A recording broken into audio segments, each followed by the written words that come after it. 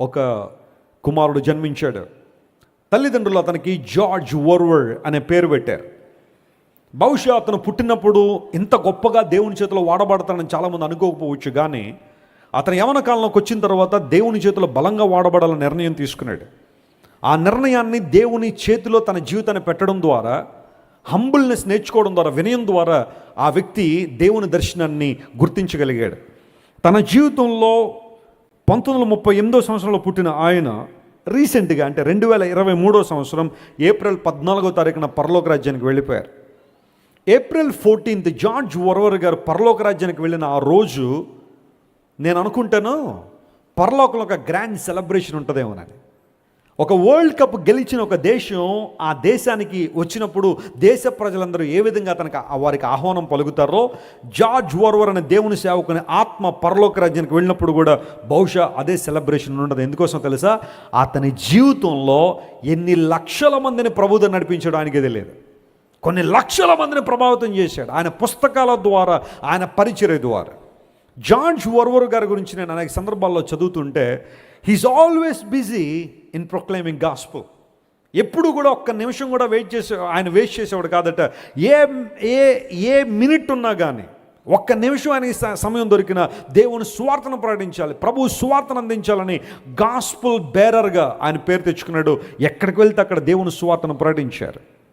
ఆయన్ను మరియు మరొక సహోదరుని కలిపి గాస్పుల్ స్మగ్లర్స్ అని పిలుస్తారు వాళ్ళని. అంటే స్మగ్లింగ్ అనే మాట కొంచెం నెగిటివ్గా ఉపయోగించినప్పటికీ కూడా చాలామందిని ఆయన చూసి గాడ్ స్మగ్లర్ అని పిలిచేవారట ఆయన్ని. కారణం ఏంటో తెలుసా?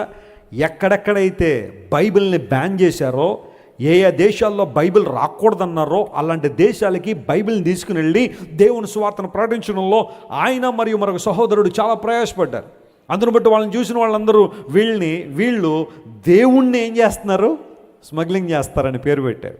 డ్రగ్స్ని స్మగ్లింగ్ చేసేవాళ్ళు ఉన్నారు, గోల్డ్ స్మగ్లింగ్ చేసేవాళ్ళు ఉన్నారు, చెప్పండి, డైమండ్ స్మగ్లింగ్ చేసేవాళ్ళు ఉన్నారు, మనుషులు స్మగ్లింగ్ చేసేవాళ్ళు ఉన్నారు. కానీ జార్జ్ ఓర్వెల్ గారు ఎవరు స్మగ్లింగ్ చేసేవాడు తెలుసా? దేవుని స్మగ్లింగ్ చేసేవాడు. అంటే అర్థం ఏంటో తెలుసా?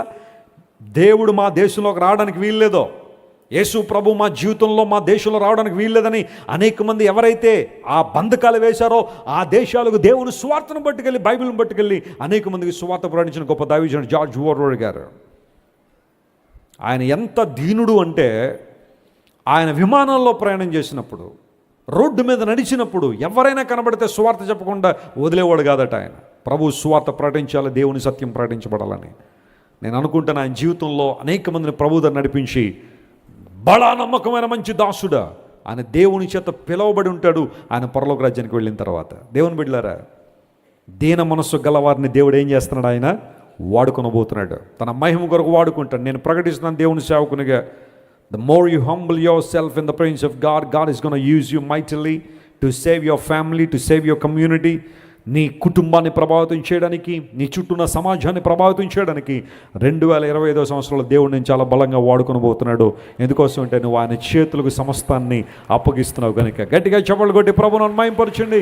ఈ సంవత్సరంలో దేవుని సువార్తను మరింత వేగంగా ప్రకటించగలిగే సంవత్సరంగా మనం దేవుని చేతిలో తగ్గించుకుని, ప్రభువా నన్ను వాడుకో, నన్ను వినియోగించిన ఆయన నీ సువార్త కొరకు నన్ను వినియోగించని దేవుడు మనకిచ్చిన సమయము, మనకిచ్చిన సామర్థ్యము, మనకిచ్చిన తలాంతులు ప్రభు చేతిలో మనం పెట్టగలిగితే ఈ సంవత్సరంలో దేవుడు బలంగా మనం వాడుకొనబోతున్నాడు.